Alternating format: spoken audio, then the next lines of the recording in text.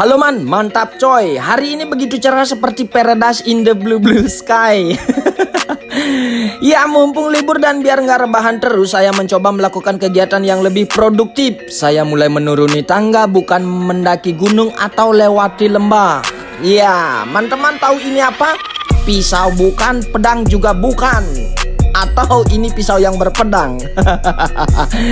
Ya, ini adalah kama atau aritnya Jepang. Hari ini saya akan ngarit tumbuhan liar di taman apa tuh saya. Tapi bagaimana cara makainya coba? Kalau ini gampang, arit di Indonesia. Nah ini, ya mau heran tapi ini Jepang.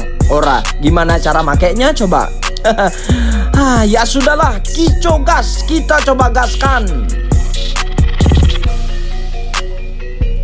Kama biasanya digunakan oleh masyarakat Jepang untuk ngarit atau bahasa Jepangnya kusao kirimas yang artinya memotong